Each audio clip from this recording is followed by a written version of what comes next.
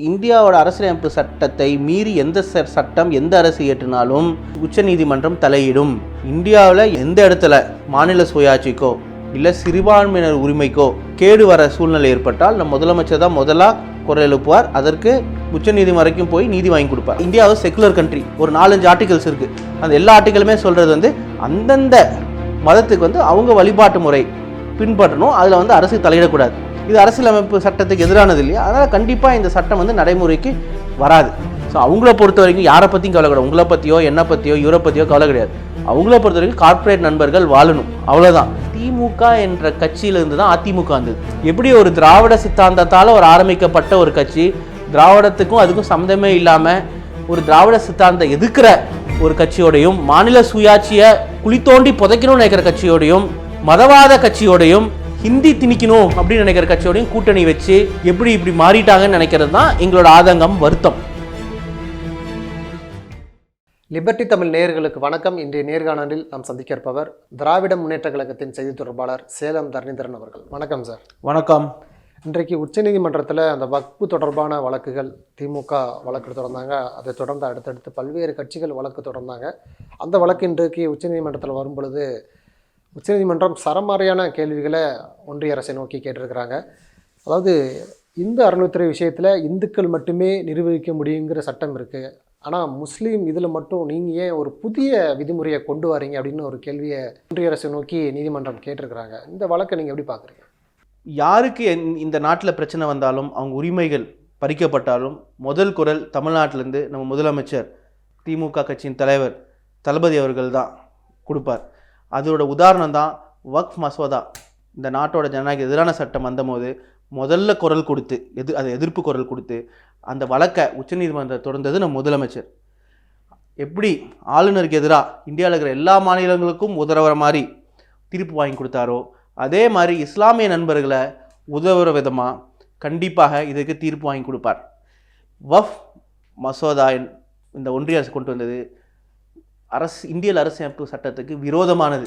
இது பாஜக பண்ணுறது எதற்கு அப்படின்னு பார்த்தா, பாஜக கட்சி சிறுபான்மையிற்கு மட்டும் எதிரான கட்சி இல்லை, அனைவருக்கும் எதிரான கட்சி.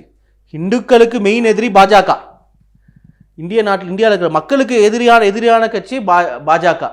அவங்கள பொறுத்த வரைக்கும் ஜனநாயகம் என்பது by the people, of the people, for the people கிடையாது. By the corporates, of the corporates, for the corporates. அதுலேயும் கார்பரேட்லேயும் வெறும் 10 கார்பரேட் தான். ஏன்னா ஒரு கார்ப்பரேட் இருக்காங்க, அவங்களுக்கு இருக்கிறது மோதிக்கு நெருங்கிய நண்பர் கார்ப்பரேட் கொடுக்கணும் அப்படின்னா அவங்க மேலே இடி போகும். அப்படி தான் பாம்பே ஏர்போர்ட் கைமாறுச்சு. இப்போ இஸ்லாமியர்களுக்கு வக்ஃப் மசோதானா என்ன? நிறைய பொய் செய்திகள் வருது. வக்ஃப் மசோதா ஒன்றும் கிடையாது. இஸ்லாமியர்களாக இருப்பவர்கள் அவங்க மதத்தின் அடிப்படையில் அவங்களோட சொத்தை அல்லாஹ்வுக்கு எழுதணும், கடவுளுக்கு எழுதி கொடுக்கணும். அதுதான் வக்ஃப் அப்படிங்கிறது, கடவுளுக்கு எழுதி கொடுக்கறது. இது எதுக்கு எழுதி தருவாங்கன்னா, அந்த சொத்தை கடவுளுக்கு எழுதி கொடுக்க போகும்போது மக்களுக்கு பயன்படுத்தட்டும் அப்படிங்கிறதுக்காக தான். இந்த மாதிரி எக்கச்சக்க மக்கள் எழுதி கொடுத்துருக்காங்க. பல லட்சம் ஏக்கர் இருக்குது. இதை பராமரிக்கிறதுக்கு தான் வக்ஃப் வாரியம் என்பது. அதை எப்படி ஆர்கனைஸ் பண்ணுங்கிறது தான் ஹிந்து அறநிலையத்துறை எங்கே இருக்க மாதிரி வக்ஃப் போர்டு இருக்குது. சரியா? இந்த வக்ஃப் போர்டு என்ன பண்ணுவாங்கன்னா, இருக்கிற இந்த ப்ராப்பர்ட்டியெல்லாம் மேனேஜ் பண்ணி அதில் ஒரு சிலது அவங்க மக்கள் தங்கறதுக்கு விடுதி கட்டுற மாதிரியும், இல்லை ஒரு சில கல்லூரிகள் கட்டுற மாதிரியும், ஒரு சில சொத்துக்கள் லாபம் வர மாதிரியும், அந்த லாபத்தில் என்ன பண்ணுவாங்க, அவங்க எடுத்துக்கிறதுக்கு இல்லை, இஸ்லாமிய நண்பர்களுக்கு யாருக்கு உதவி தேவைப்படுதோ, மருத்துவ உதவியாக இருக்கலாம், இல்லை படிப்புக்கு உதவியாக இருக்கலாம், இல்லை ஒரு மகளிருக்கு உதவியாக இருக்கலாம், அந்த மாதிரி உதவி செய்கிறதுக்காக அதை இல்லை சட்டத்துக்கு கீழே இருக்கிற சொத்துக்களை எல்லாம் பார்வையிட்டு அதில் எப்படி ரெவன்யூ வரலாம், அதை யாருக்கு கொடுக்கலான்னு பார்வையிடுறது தான். இதுக்கு எல்லா வருஷமே ஆடிட் நடந்துட்டு தான் இருக்குது. ஆடிட் நடக்காமலாம் கிடையாது. ஒவ்வொரு வருஷமும் அவங்க அவங்க டாக்குமெண்ட்ஸ் ஆடிட்டிங்க்கு சப்மிட் பண்ணிட்டு தான் இருக்காங்க. ஆடிட் ஆகிட்டு தான் இருக்குது. நாம் ஒரு செக்குலர் நாடாக இருக்கோம். அவங்கவுங்க மதத்தை அவங்க எங்கே வழிபட்டுக்கலாம், அதில் இன்டர்ஃபியர் பண்ண மாட்டோம். ஆனால் இப்போ நீங்கள் வக்ஃப் போர்டுக்குள்ளார ஹிந்துக்களையும் கிறிஸ்துவர்களையும் போடலாங்கிறது இஸ்லாமியர்கள் எதிரான விஷயம் இல்லையா? இது கண்டிப்பாக எதிரான விஷயம். அதே மாதிரி ஒரு பிரச்சனை, சொத்துக்களில் இப்போ பிரச்சனை ஏற்பட்டுருச்சு, அந்த வக்ஃப் போர்டில் இருக்கிற பராமரிக்கிறதுக்கு கீழே இருக்கிற வக்ஃப் இடங்களில் ஒரு டிஸ்பியூட் இருக்குது அப்படின்னா அது மாவட்ட ஆட்சியர் தான் முடிவெடுப்பாங்கிறாங்க. மாவட்ட ஆட்சியர் ஜுடிஷியல் அஃபீஷியலே கிடையாது. சரிங்களா, ஒரு அட்மினிஸ்ட்ரேட்டர். அதே மாதிரி அவங்க சொல்கிற அரசாங்கம் என்ன சொல்கிறதோ அதான் கேட்க முடியும். உத்தரப்பிரதேஷ் மாதிரி இடங்கள்லாம் வந்து பார்த்தோன்னா இப்பயே இஸ்லாமியர் நண்பர்களோட புல்டோசர் வச்சு கட்டடங்களை இடிச்சிட்டு இருக்காங்க. உச்சநீதிமன்றமே ஒரு 6 மாதம் முன்னாடி என்ன சொன்னாங்க, இந்த புல்டோசர் ராஜ் நீங்கள் பண்ணுறது தப்பு. கேட்டால் பில்டிங் வந்து சரியாக கட்டல, ஆனால் யாரோட எல்லா பில்டிங்காக இருக்கும், எல்லாமே இஸ்லாமியர்கள் நண்பர்களோட பில்டிங்காக இருக்கும். அவங்க இஸ்லாமியர்கள் தெரிஞ்சால் அந்த பில்டிங்கை போய் இடிக்கிறாங்க. அங்கே இருக்கிற அரசியல் தலைவர்களாக கூட இருக்கலாம். அது வந்து அரசியல் அமைப்பு சட்டத்துக்கு எதிரானது, அதை நீங்கள் எடுக்கக்கூடாது. ஒரு பில்டிங் டீவியேஷனே இருந்தாலும் அது நீங்கள் நோட்டீஸ் கொடுங்க, அவங்களுக்கு கோர்ட்டில் வந்து முறையிடட்டும், கோர்ட் முடிவெடுக்கும். அதுதான் நீங்கள் பண்ணணும் அப்படின்னு. ஆனால் இப்போ அந்த மாதிரி உத்தரப்பிரதேசில் வந்து ஒரு இடம் டிஸ்பியூட் கலெக்டருக்கு போச்சுன்னா கலெக்டருக்கு நேராக இன்ஸ்ட்ரக்ஷன் வரும், சீஃப் மினிஸ்டர் ஆஃபீஸ் என்னன்னு வரும், இந்த சொத்தெல்லாம் வந்து அவங்களுக்கு கொடுக்காதீங்க, வக்ஃப் மசோதா வந்து எடுத்துருங்கன்னு. ஸோ அப்புறம் டிஸ்பியூட்டில் உங்களுக்கு எப்படி கரெக்டாக ரெசல்யூஷன் கிடைக்கும்? நீங்கள் சொல்லுங்கள், கலெக்டர் வந்து முதலமைச்சர் மீறி நடந்துட முடியுமா? யோகி ஆதித்யநாத் வந்து இஸ்லாமியர்களுக்கு உதவியாக ஏதோ செய்வாரா? செய்ய மாட்டார். இதுக்கு முன்னாடி எப்படி இருந்தது? பாஜக சொல்கிற பொய் செய்தி வந்து இதுக்கு முன்னாடி வந்து வக்ஃப் போர்டே வந்து முடிவு செஞ்சிடும், அதை வந்து மேல்முறையீடு செய்ய முடியாது, கிடையவே கிடையாது. வக்ஃப் போர்டு வந்து அதை இது சொத்து யாருக்கு சொந்தம் அப்படின்னு பார்ப்பாங்க, நிஜமாவே வக்ஃப் சொத்தா இல்லையான்னு பார்த்துட்டு தீர்ப்பளிப்பாங்க. அந்த தீர்ப்பு ரெண்டு பார்ட்டியுமே ஏற்றுக்கலைன்னா உயர்நீதிமன்றத்தில் கண்டிப்பாக மனு தாக்கல் செய்யலாம். அப்புறம் உயர்நீதிமன்றம் வந்து எந்த பக்கம் நியாயம் இருக்கோ தீர்ப்பு கொடுப்பாங்க. உண்மையாக எடுத்து சொல்லிப்பானா வக்ஃப் சொத்துக்கள் தான் நிறைய ஆக்கிரமிக்கப்பட்டிருக்கு, சரிங்களா? வக்ஃப் சொத்து எக்கச்சக்கமாக ஆக்கிரமிக்கப்பட்டிருக்கு. பாஜகவோட நண்பர்களே, பாஜக கட்சியோட அரசியல்வாதிகளும் சரி, பாஜக கட்சியோட சம்மந்தப்பட்ட தொழிலதிபர்களே நிறையா சொத்துக்கள் ஆக்கிரமிச்சிருக்காங்க. அதுக்கு தான் இது பண்ணுறாங்க. அவங்களுக்கு வந்து ஹிந்துக்கள் மேலே எந்த பாசம் கிடையாது. ஹிந்து கோவில் நிலத்தை எடுத்துகிட்டு போய் குஜராத் எடுத்துகிட்டு போய் மால் கட்டுறதுக்கும் அப்பார்ட்மெண்ட் கட்டுறதுக்கும் கொடுத்துட்டாங்க. அதை போய் விஹெச்பி தான் பிஜேபி கவர்மெண்ட் மேலே கேஸை போட்டு குஜராத் கவர்மெண்ட் மேலே தலையில் கொட்டு வாங்கி அந்த சொத்தெல்லாம் திருப்பி கோவில் கொடுத்தாங்க. நம்ம முதலமைச்சர் எப்படி இஸ்லாமியர்களுக்கும் குரல் கொடுக்குறார், கிறிஸ்தவர்களுக்கும் குரல் கொடுக்குறார், இந்துக்களோட கோவில் நிலத்தையும் மீட்டு தரார். எல்லாருக்கும் சமம். ஏன்னா முதலமைச்சர் என்பவர் எல்லா மக்களுக்கும் சமம் தான், ஒரு பாரபட்சம் பார்க்க முடியாது. அப்படி தான் நம்ம முதலமைச்சர் இருக்கார். அதனால் பாஜகவை பொறுத்த வரைக்கும் இங்கிலீஷில் ஒரு சேயிங் இருக்குது, first they will come after your enemy, sorry then you will come after your neighbour, then they will come after you. அதான் பண்ணுறாங்க. முதல்ல உங்கள் உங்களை ஒருத்தர் எதிரின்னு காமிப்பாங்க, அந்த எதிரியை நோக்கி பழி வாங்குவாங்க. அப்புறம் உங்கள் நண்பர் பழி வாங்குவாங்க, உங்கள் வீட்டில் பக்கத்து வீட்டுக்காரர் பழி வாங்குவாங்க, அப்புறம் நேராக உங்களே பழி வாங்குவாங்க. அதான் பாஜக பண்ண போகுது. அதனால் யாருக்கு கெடுதல் நடந்தாலும் நாம் முதல்ல குரல் கொடுக்கணும். அதான் நம்ம முதலமைச்சர் செஞ்சிட்டு இருக்கார். இல்லை, இதில் ஒரு கேள்வி இருக்குது. அதாவது இப்போ தமிழ்நாடு மாதிரியான மாநிலங்களில் தமிழ்நாட்டில் பிரச்சனை இல்லை, ஏற்கனவே ஆளுநர் வழக்கில் முதலமைச்சர் அந்த தமிழ்நாடு அரசு வெற்றி பெற்றிருக்கு. இந்த வக்ஃப் மசோதா வந்த உடனே முதல் வழக்காக திமுக தான் பதிவு பண்ணுது இந்த இதுக்கு எதிராக. தமிழ்நாட்டில் பிரச்சனை இல்லாட்டாலும் கூட முதல் வழக்காக நாங்கள் இதற்கு வழக்கு தொடுப்போம் அப்படின்னு சொல்லி வழக்கு தொடுத்துருக்குறாங்களே, அதெல்லாம் எப்படி பார்க்குறீங்க? அதான் நான் சொல்ல வர்றது வந்து, நம்ம முதலமைச்சர் இந்தியாவில் எந்த இடத்துல மாநில சுயாட்சிக்கோ இல்லை சிறுபான்மையினர் உரிமைக்கோ கேடு வர சூழ்நிலை ஏற்பட்டால் நம் முதலமைச்சர் தான் முதலாக குரல் எழுப்புவார். அதற்கு உச்சநீதிமன்றம் வரைக்கும் போய் நீதி வாங்கி கொடுப்பார். அதுதான் ஆளுநர் வெஸ் தமிழ்நாடு கவர்மெண்ட் வெர்சஸ் கவர்னர். அதில் வந்து பார்த்திங்கன்னா இப்போ நம்ம வாங்கி கொடுத்த தீர்ப்பு நமக்கு தமிழ்நாட்டுக்கு மட்டும் கிடையாது, இந்தியாவில் இருக்க எல்லா மாநிலங்களுக்குமே ஒரு விதிவிலக்கு. ஒரு மாத காலத்துக்கு கிடையாது, ஒரு மாதத்துக்கு கிடையாது.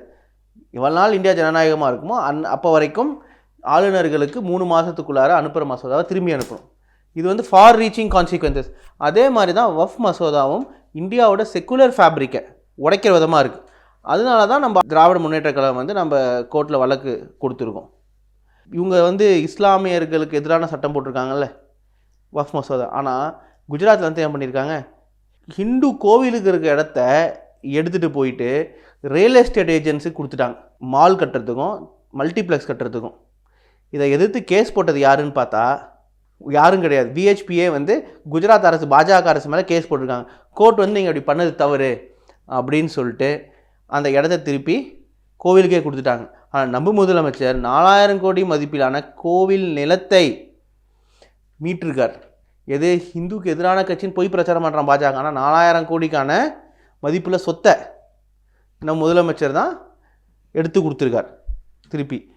அதே மாதிரி யூபியில் 2019 யூபியில் வந்து 2 வருஷத்துக்கு முன்னாடி கோவில்லாம் இங்கே சரியாக பராமரிக்கிறது இல்லை, தமிழ்நாடு போய் பார்த்து கற்றுக்குவாங்க அப்படின்னு 2023 சொல்லியிருக்காங்க. தமிழ்நாடு நம்ம முதலமைச்சர் சிறப்பாக செய்கிறாருன்னு.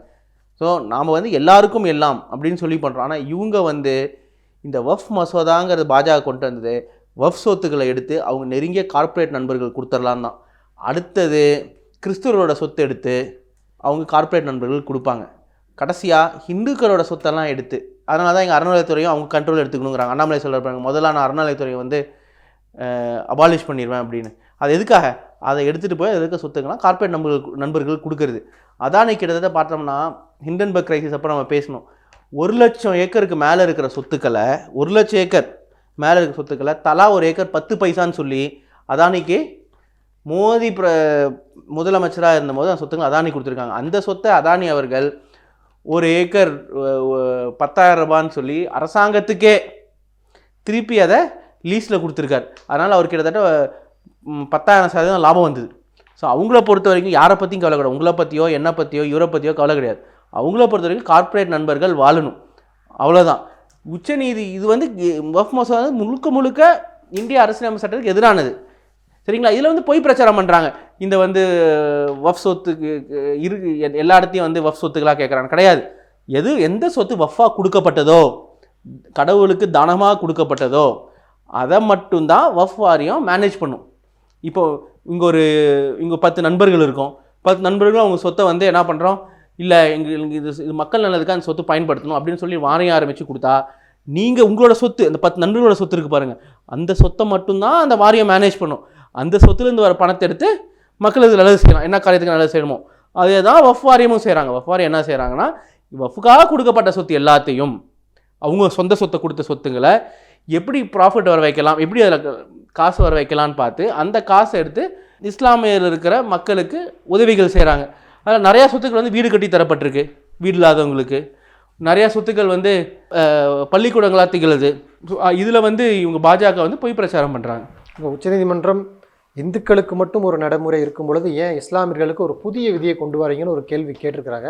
இப்போ ஆளுநர் விஷயத்தில் திமுக வந்து வாங்கி தந்த தீர்ப்பு ஆளுநருக்கு ஒரு குட்டு வச்சது மாதிரி, இப்போ உச்சநீதிமன்றத்தில் இந்த வக்ஃபு விஷயம் வந்து ஒன்றிய அரசுக்கு ஒரு குட்டு வைக்குமா நீதிமன்றம்? சார் கண்டிப்பாக சார். இப்போ உச்சநீதிமன்றத்தோட வேலை வந்துன்னா கான்ஸ்டியூஷன் இன்டர்பிரிட்டேஷனும் உச்சநீதிமன்றத்தோட வேலை தான். நிறைய நாடுகள் வந்து கான்ஸ்டியூஷனல் கோர்ட் தனியாக இருக்கும், சுப்ரீம் கோர்ட் தனியாக இருக்கும். ஆனால் இங்கே வந்து சுப்ரீம் கோர்ட்டும் கான்ஸ்டியூஷன் கோர்ட்டும் ஒன்று. ஸோ இந்தியாவோட அரசியலமைப்பு சட்டத்தை மீறி எந்த சட்டம் எந்த அரசு இயற்றினாலும் உச்சநீதிமன்றம் தலையிடும். ஆளுநர் வந்து இந்திய அரசமைப்பு சட்டத்துக்கு எதிராக நடந்துக்கிட்டதுனால தான் அவங்க தலையிட்டு 3 மாதம் நாங்கள். அதில் என்ன ஆர்டிகல் 200 படி 3 பாசிபிலிட்டி தான் இருக்குது. ஒரு சட்டம் வந்து உடனே கையெழுத்து போடணும், இல்லை டவுட் இருந்ததுன்னா திருப்பி அனுப்பணும். திருப்பி அனுப்பிச்சதை வந்து ஆளுநர் வந்து நிராகரிக்க முடியாது. 3வது வந்து ஒரு சட்டம் இங்கே இருக்கிற ஹைகோர்ட்டோட பொசிஷனை அண்டர்மைன் பண்ணுற மாதிரி, வீக்கெண்ட் பண்ணுற மாதிரி இருந்தால் தான் அதை பிரசிடெண்ட்டுக்கு அனுப்பணும். ஸோ இதை வந்து ஆளுநர் வந்து அப்ரூவலே கொடுக்காம நான் கொடுக்க மாட்டேன் அப்படின்னு சொல்லிட்டு இருந்தார், ஏன்னா இது வந்து தப்பு அப்படின்னு. அதுக்கு தான் உச்சநீதிமன்றம் சொல்லுங்க, இந்திய அரசியல் சட்டம் அது இடம் கிடையாது. கான்ஸ்டியூஷனல் டிபேட்லையுமே கிளியராக சொல்லிட்டாங்க, ஆளுநருக்கு வந்து வெறும் டியூட்டிஸ் தான் இருக்குது, ஃபங்க்ஷன்ஸ் இல்லை. ஒரு தேர்தல் மூலமாக ஆளுநரை தேர்ந்தெடுக்கலாமான்னு பேசினபோது என்ன சொன்னாங்க, தேர்தல் மூலமாக ஆளுநரை தேர்ந்தெடுக்கக்கூடாது, அப்படி அவரை தேர்ந்தெடுத்தால் என்ன பிரச்சனை வரும் அப்படின்னா, அவர் வந்து மக்களால் தேர்ந்தெடுக்கப்பட்ட அரசை வந்து எதிர்த்து சட்டங்கள் போடுவார், செயல்படுவார் அப்படின்னு தெளிவாக சொல்லிட்டாங்க. அதனால் ஆளுநர் வந்து இன்டெஃபினட்டாக பில்லை வச்சுக்கூடாதுன்னு சொல்லி தான் 3 மாதம் கொடுத்தாங்க. அதே மாதிரி தான் இந்தியாவை செக்குலர் கண்ட்ரி, ஒரு 4-5 ஆர்டிகல்ஸ் இருக்குது. அந்த எல்லா ஆர்டிக்கலுமே சொல்கிறது வந்து அந்தந்த மதத்துக்கு வந்து அவங்க வழிபாட்டு முறை பின்பற்றணும், அதில் வந்து அரசு தலையிடக்கூடாது. அதே மாதிரி தான் இது வந்து இஸ்லாமியர் மதத்துக்கு சொந்தமான சொத்து, இதில் வந்து எப்படி அரசு இன்டர்ஃபியர் பண்ணலாம்? இது அரசியலமைப்பு சட்டத்துக்கு எதிரானது இல்லையா? அதனால் கண்டிப்பாக இந்த சட்டம் வந்து நடைமுறைக்கு வராது. இப்போ இந்த ஆளுநர் விவகாரம், மாநில சுயாட்சி தீர்மானத்தை சட்டமன்றத்தில் முதல்வர் கொண்டு வந்தார், ஒரு கூட்டுக்குழு அமைச்சிருக்கிறாரு, தொடர்ச்சியாக சட்டமன்றத்தில் அதிரடியான மசோதாக்கள் வருது. அதை தொடர்ந்து இன்றைக்கும் ஒரு மசோதா நிறைவேற்றிருக்கிறாங்க. அதாவது மாற்றுத்திறனாளிகளுக்கு பிரதிநிதித்துவம் கொடுக்கணும், ஊராட்சி உள்ளாட்சி அமைப்புகளில் கிராமப்புறங்களில் இருக்கக்கூடிய இடங்களில் நியமன கவுன்சிலர் பதவி கொடுக்கணும்னு சொல்லி ஒரு மசோதா கொண்டு வந்திருக்கிறாங்க. இந்த மசோதாவை நீங்கள் எப்படி பார்க்குறீங்க? முதலமைச்சர் ஆட்சிக்கு வந்த மாதிரி சொன்னது திராவிட மாடல். அவர் திராவிட மாடல்னு சொன்னது வந்து எல்லாருக்கும் எல்லாம், எந்த தரப்பு மக்களும் விட்டு போயிடக்கூடாது, எல்லாருக்குமே வளர்கிறதுக்கு சமமான வாய்ப்பு இருக்கணும், வாய்ப்பு இருக்கணுங்கிறத வச்சு தான் ஆட்சி நடத்துகிறார். அதே மாதிரி தான் வந்து பார்த்திங்கன்னா புத்தொழில் வந்து பார்த்திங்கன்னா இந்தியா ஃபுல்லாகவே பட்டியலின மக்கள் இடம்பெறதில்லை. அதனால் பட்டியலின மக்கள் புத்தொழில் வந்து இப்போ பட்டியலின மக்கள் ஆரம்பித்தா அவங்களுக்கு 50 கோடி ரூபாய் காசு ஒதுக்கீடு செஞ்சு வருஷம் 5லேருந்து 10 பட்டியலின மக்களோட புத்தொழில் நிறுவனங்களை தேர்வு செஞ்சு அவங்களுக்கு வந்து பல கோடி உதவி அளிக்கிறார் முதலமைச்சர். அதே மாதிரி வந்து பெண்கள் தொழில் ஆரம்பிக்கணுங்கிறதுக்காக அவங்களுக்கு சலுகைகள். அதே மாதிரி வந்து பார்த்தோம்னா அந்த விதமாக மாற்றுத்திறனாளிகள் அவங்களுக்கு ஊராட்சி மன்றத்தில் கிராமப்புறங்களில் ஒன்றிய நகராட்சிகளில் அவங்களுக்கு பிரதிநிதித்துவம் கொண்டு வரணுங்கிறதுக்காக சட்டம் கொண்டு வந்திருக்கார். இதனால் என்ன ஆகும்னு பார்த்தீங்கன்னா, நகர்ப்புற உள்ளாட்சியில் கிட்டத்தட்ட 35 பேராக தான் பிரதிநிதிகளாக இருக்காங்க மாற்றுத்திறனாளிகள். அது இந்த புதிய சட்டம் மூலமாக 650 உயரும். அதே மாதிரி ஊரக உள்ளாட்சியில் கிட்டத்தட்ட ஒரு 100 பேர் தான் இருக்காங்க மாற்றுத்திறனாளி உறுப்பினர்கள். அவங்க கிட்டத்தட்ட 13,268 உயரும். அப்படி இருக்கும்போது இப்போ ஒரு சேலம் மாதிரி இல்லை சென்னை மாதிரி ஒரு பேரூராட்சி இருக்குது, அங்கே 100க்கு மேலே கவுன்சிலர் இருக்காங்கன்னா அங்கே 2 மாற்றுத்திறனாளிகள் நியமிக்கப்படுவாங்க. அவங்க நியமிக்கப்படும் போது என்ன ஆகுனா, அவங்க குரல்கள் அங்கே எழுப்புவாங்க. இப்போ அங்கே எல்லா பில்டிங்கும் அப்ரூவல் கொடுக்கணும். அந்த அப்ரூவல் கொடுக்கும்போது மாற்றுத்திறனாளிகளுக்கு தேவையான ஃபெசிலிட்டிஸ் இருக்கணுங்கிறத பார்ப்பாங்க. அவங்களுக்கு அரசாங்க திட்டங்கள் நிறையா இருக்குது, அது அவங்களுக்கு போய் வாங்கிக்கிறதுக்கு கஷ்டம். இப்போ ஒருத்தர் 100 கிலோமீட்டர் தள்ளி இருக்கார், அந்த ஒரு மாவட்டத்தோட தலைநகரத்துக்கு 100 கிலோமீட்டர் தள்ளி இருக்கார். இப்போ ஒரு தலைநகர் வரைக்கும் போகணும், அங்கே போய் கலெக்டரை பார்க்கணும். ஆனால் இப்போ ஒவ்வொரு கிராமப்புறங்கள்லேயும் ஒரு மாற்றுத்திறனாளி அவர்கள் நியமிக்கப்படுறாரு அப்படின்னா, அவரே அதை எல்லா மாற்றுத்திறனாளிகளுக்கும் அவரே போய் கலெக்டர் ஆட்சியர்கிட்ட ரெப்ரசென்ட் பண்ணி அவங்களுக்கு என்னென்ன தேவையோ அதெல்லாம் அந்த கிராமப்புறத்துக்கு கொண்டு வர முடியும். அதனால் அவங்க வாழ்க்கை சுலபமாகும். அது இல்லாமல் அவங்களுக்கு ஒரு தன்னம்பிக்கை வரும். இந்த மாதிரி விஷயங்கள் இந்தியாவில் எங்கேயுமே செஞ்சதில்லை, உலகத்திலேயே செஞ்சதில்லை. ஐநா சபையே பார்த்திங்கன்னா 2013 2023 சட்டம் படி மாற்றுத்திறனாளிகள் பிரதிநிதித்துவம் தரணும் அப்படின்னு சொல்லியிருக்காங்க. இது ஒன்லி ஸ்டார்ட், சரிங்களா? இதுக்கு கண்டிப்பாக ஒரு ஃபார் ரீச்சிங் கான்சிக்வன்சஸ் இருக்கும். இப்போ மாநில சுயாட்சி விவாதத்தின் போது கூட அதிமுக வெளிநடப்பு பண்ணாங்க. அந்த மசோதா வரும்பொழுது இப்போ மாற்றுத்திறனாளிகள் மசோதா அது கூட வெளிநடப்பு பண்ணாங்க. தொடர்ச்சியாக ஏன்னா இந்த 3 அமைச்சர்கள் மீது நம்பிக்கையில்லா தீர்மானம் கொண்டு வரணும்னு சொல்லி அவங்க வெளிநடப்பு பண்ணுறாங்க. வெளிநடப்பு பண்ணி பத்திரிகையாளர் எடப்பாடி பழனிசாமி சந்தித்து பேசுகிறாரு. முதல்வர் இப்போ எங்களை பார்த்து பயப்படுறாரு, அதிமுக பாஜக கூட்டணி சேர்ந்ததுனால அவருக்கு ஒரு அச்சம் வந்துருச்சு, நாங்கள் யார் கூட வேணாலும் கூட்டணி வைப்போங்க, உங்களுக்கு என்ன கவலை, மக்கள் தான் வாக்களிக்க போகிறாங்க அப்படின்னு அவருடைய பேட்டி இருக்குது. நீங்கள் எப்படி பார்க்குறீங்க? கடைசி ஒரு வருஷமாக எடப்பாடி பழனிசாமியாக இருக்கட்டும், அதிமுக செய்தி தொடர்புகளாக இருக்கட்டும், என்ன சொல்லிட்டு இருந்தாங்க, எங்களுக்கும் பாஜகவுக்கும் சம்மந்தம் இல்லை, பாஜக ஒரு தீண்டத்தகாத கட்சியாக அப்படி தான் அந்த கட்சியை பார்த்துட்டு இருந்தாங்க. அந்த கட்சிக்கும் எங்களுக்கும் எந்த சம்மந்தமும் இல்லை. நாங்கள் சொல்லுவோம் அதிமுக பாஜகவோட பி டீம் அப்படிமோ, இல்லை பாஜக திமுக தான் பாஜகவோட மறைமுக கூட்டணியில் இருக்காங்க அப்படின்னு பேசுனது யார்? அதிமுக. நாங்கள் இப்போ என்ன சொன்னோம், கிடையாது, இவங்க 2017 கூட்டணியில் தான் இருக்காங்க. இன்பிட்வீனில் 24 தேர்தலுக்கு முன்னாடி மட்டும் ஒரு அண்டர்ஸ்டாண்டிங்கில் கூட்டணியில் இல்லை அப்படின்னு நம்ம சொன்னோம். எதனால்னா அவங்க சர்வே படி ஒன்றா நின்னா ஒரு சீட்டு கூட வராது, தனிச்சு நின்னா ஒரு 2 சீட்டு வருமோ பார்க்கலாங்கிறதுக்காக தான் தனிச்சு நின்னாங்க. அது வேலைக்காவில் திருப்பி எடப்பாடி பாஜகவோட சேர்ந்தால் நம்மளுக்கு கட்சியே இருக்காதுங்கிறது அவருக்கு தெரியும். அவர் 17லேருந்து 21 வரைக்கும் நிறையா ஊழல் செஞ்சதுனால எந்த வழியும் இல்லாமல் பாஜக சொல்கிறத கேட்டுட்டு இருக்கிற ஒரு சூழ்நிலை. எப்படி அமித்ஷா வந்தார்ல, எப்படி பேசினார்னு பார்த்தீங்களா? கூட்டணிக்கு தலைவரை எடப்பாடிங்கிறாங்க, ஆனால் எடப்பாடியை பேச விட்டாரா? எடப்பாடி பேசவே விடலையே. அவர் பாட்டு ஹிந்தியில் ஏதோ பேசுகிறாரு, எங்கள் வாப்பா நான் பேசலாம் தமிழில் சொல்லியிருப்பா அப்படின்னு ஹிந்தியில் சொல்கிறாரு. எடப்பாடி இப்படி உட்காந்துருக்காரு. நிஜமேலுமே கூட்டணியாக இருந்தால் எப்படி இருந்திருக்கணும்? பாஜக தலைமையில் கூட்டணினா அதான் அவங்களுக்குள்ளார ஒப்பந்தம் போட்டுக்கலாம். போட்டதுக்கப்புறம் எடப்பாடி ஒரு ப்ரெஸ் மீட்டை கூப்பிட்டு, நைனார் பக்கத்தில் உட்காருப்பா அப்படின்னு சொல்லிட்டு, நாங்களும் பாஜகவும் கூட்டணியில் இருக்க போகிறோம், எங்களோட ஜூனியர் பார்ட்னர் எங்களோட 4-5 கட்சியோடு சேர்ந்து இவங்களும் கூட்டணியில் இருப்பாங்க, சரியா, நாங்கள் தமிழ்நாடு குரல் எழுப்புவோம், பாஜகவை தமிழ்நாட்டுக்கு எதிராக எதையும் நாங்கள் செய்ய விட மாட்டோம், எங்கள் கூட்டணியில் வச்சுக்குவோம், ஆனால் மாநில சுயாட்சிக்கு எதிராக செய்ய விட மாட்டோம் அப்படின்னு எடப்பாடி சொல்லியிருந்தா அது ஒரு அதிமுக தலைமையிலான ஒரு கூட்டணி அப்படிங்களாம். இது அமித்ஷாக்கில் இப்படி உட்காந்துருக்காங்க அப்படின்னா என்ன அர்த்தம்? அஇஅதிமுக அனைத்து இந்தியா அமித்ஷா திராவிட முன்னேற்ற கழகம் ஆயிடுச்சு. அங்கே அண்ணாங்கிறது அமித்ஷா ஆயிடுச்சு, 2017 ஆயிடுச்சு. அதோட தொடர்ச்சி தான் இது. இல்லை, நாங்கள் யார் கூட வேணாலும் கூட்டணி வைப்போம், உங்களுக்கு என்ன பிரச்சனைன்னு கேட்குறாங்க. எங்களுக்கு எந்த பிரச்சனை இல்லை, ரொம்ப சந்தோஷம் தான். ஏன்னா பயப்படுறீங்க அப்படின்னு கேட்குறேன். அப்படி கிடையாதுங்க. திமுக என்ற கட்சியிலிருந்து தான் அதிமுக வந்தது. தமிழ்நாட்டை எப்பயுமே ஆடுறது 2 திராவிட கட்சிகள் தான். 1967க்கு அப்புறம் எங்களோட சகோதரர்களாக தான் நாங்கள் அதிமுக பார்க்குறோம். ஏன்னா அதுலேயும் அண்ணாங்கிற பேர் இருக்குது, அண்ணா வழியில் தான் அந்த கட்சி ஆரம்பித்தாங்க. இப்போ அது அமித்ஷா பக்கம் போயிருக்கலாம். இப்போ அமித்ஷா பக்கம் போனது தான் நமக்கு கவலை. எப்படி ஒரு திராவிட சித்தாந்தத்தால் ஆரம்பிக்கப்பட்ட ஒரு கட்சி, திராவிடத்துக்கும் அதுக்கும் சம்மந்தமே இல்லாமல் ஒரு திராவிட சித்தாந்தம் எதிர்க்கிற ஒரு கட்சியோடையும், மாநில சுயாட்சியை குளித்தோண்டி புதைக்கணும்னு நினைக்கிற கட்சியோடையும், மதவாத கட்சியோடையும், ஹிந்தி திணிக்கணும் அப்படின்னு நினைக்கிற கட்சியோடையும் கூட்டணி வச்சு எப்படி இப்படி மாறிட்டாங்கன்னு நினைக்கிறது தான் எங்களோட ஆதங்கம், வருத்தம். ஏன்னா நாங்கள் அவங்களோட சிறிய சகோதராக தான் எப்பயுமே அதிமுகவை பார்த்தோம். மக்கள் வந்து எங்களுக்கு வாக்களிப்பாங்க, இந்த கூட்டணி வந்து திமுகவுக்கு தான் ஒரு பொருந்தாத கூட்டணி, வரக்கூடிய தேர்தலில் சார் திமுக கட்சி வந்து தேர்தல் ஜெயிக்கிறோம் தோக்குறோங்கிற கவலை இல்லை சார். ஒரு ஆரம்பிச்சது ஒரு கொள்கை. நம்மளோட கொள்கை என்ன? மாநில சுயாட்சி. அறிஞர் அண்ணாவோட முதல் கொள்கை மாநில சுயாட்சி. சரிங்களா? ஹிந்தி திணிப்பை எதிர்க்கணும், சமத்துவம், சகோதரத்துவம். சரி, எதுவுமே இப்போ அதிமுக வந்து திமுகலேருந்து பிரிஞ்சும் போது இதே கொள்கை தான். அண்ணாவோட கொள்கை மாநில சுயாட்சி தான் முதல்ல குரல் கொடுக்கணும்னு சொன்னாங்க. சமத்துவம் முக்கியம் நாங்கள். ஆனால் எதுவுமே இல்லாத பாஜகவோட சேர்ந்து அவங்களுக்கு தலையாட்டிட்டு இருக்காங்க பாருங்கள். நீங்கள் ஒரு கேட்கலாம், திமுக தான் 99 பாஜக கூட்டணி இருந்ததுன்னா அதுக்கப்புறம் நம்ம எப்பயுமே கூட்டணி வைக்க மாட்டோம்னு சொல்லியாச்சு. ஆனால் அப்போ இருந்த பாஜக வேறு, இப்போ இருக்க பாஜக வேறு. அப்போ பாஜகவோட இருந்த போதும் எந்த சட்டத்தையும் ஏற்ற விடலை. நம்ம கொள்கைக்கு எதிராக எந்த சட்டத்தாச்சும் ஏற்ற விடல. டீலிமிட்டேஷன் 25 இயர்ஸ் எக்ஸ்டென்ஷன் வாங்கி கொடுத்தோம். 25 வருஷம் வாங்கி கொடுத்தோமா, கொடுக்கலையா? கொடுத்தோம். ஆனால் இப்போ இங்கே இருக்கிற அதிமுக இருந்தபோது தான் நீட் சட்டம் வந்தது, சிஏஏ, என்ஆர்சி, இது எல்லாமே அதிமுக ஆதரவு கொடுத்தாங்க. இப்போ டீலிமிட்டேஷன் பிரச்சனை ஓடிட்டுருக்கு, மும்மொழி கொள்கை பிரச்சனை ஓடிட்டுருக்கு. எடப்பாடிக்கு தைரியம் இருந்திருந்தா ஒரே ஒரு வார்த்தை போய் சொல்லியிருக்கலாமே, மும்மொழி கொள்கை தமிழ்நாட்டில் நீங்கள் திணிச்சிங்கன்னா நான் கூட்டணியில் இருக்க மாட்டேன்னு இருக்கலாம். இல்லை டீலிமிட்டேஷனுக்கு நீங்கள் ஒரே ஒரு ப்ராமிஸ் தான் கொடுக்கணும், பாராளுமன்றத்தில் தமிழ்நாட்டோட பிரதிநிதித்துவம் 7.18% குறையாது அப்படின்னு சொல்லலாமா? ஏன்னா நீங்கள் அந்த அது சொல்லியிருக்கலாமா? சொன்னீங்களா? சொல்லலை.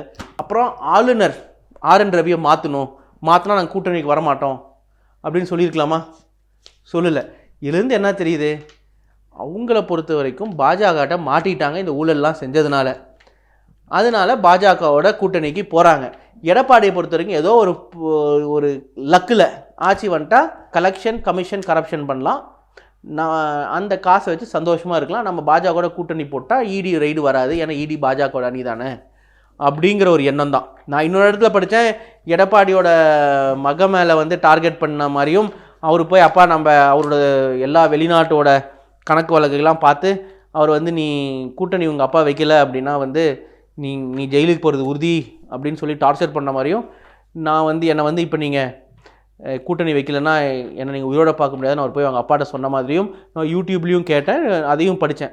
அதனால் கூட பயந்து செஞ்சுருக்கலாம். இல்லை எஸ்பி வேலுமணி மேலே அவ்வளோ குற்றச்சாட்டுகள் இருக்குது. எஸ்பி வேலுமணி மேலே முதல் குற்றச்சாட்டு என்னன்னு பார்த்தீங்கன்னா, சிஏஜி, ஒன்றிய அரசோட ஓன் சிஏஜி சொன்னது, கிட்டத்தட்ட முக்காவாசி டெண்டரில் வெறும் 2 கம்பெனி தான் டெண்டரை போட்டிருக்காங்க. அது 2 கம்பெனியுமே ஒரே கம்பெனி, அந்த 2 கம்பெனியுமே ஒரே கம்ப்யூட்டர்லேருந்து அப்ளிகேஷன் போட்டிருக்காங்க, வேறு யாரையுமே டெண்டர் போடவில்லை. அந்த எடுத்த கம்பெனி எல்லாமே ஒரே கம்பெனி, அதுவும் எஸ்பி வேலுமணியோட சகோதரோட கம்பெனி. இதனால் கிட்டத்தட்ட தமிழ்நாடு அரசுக்கு பல ஆயிரம் கோடி நஷ்டம் அப்படின்னு சிஏஜி சொல்லியிருக்காங்க. அதனால் அவர் ஜெயிலில் வைக்கணும்னு நினச்சா கடைசி வரைக்கும் வெளில வர முடியாது. ஏன்னா அதோட ஒரு மணி லாண்ட்ரிங் கேஸே இருக்க முடியாது. அதனால் எஸ்பி வேலுமணி அழுத்தம் கொடுத்துருக்கலாம். ஏன் எடப்பாடியோட சம்பந்திய கான்ட்ராக்டர் இப்போ உத்தரப்பிரதேசலாம் டெண்டர் எடுத்து எடப்பாடிக்கு தான் அந்த காசு போயிட்டுருக்கு.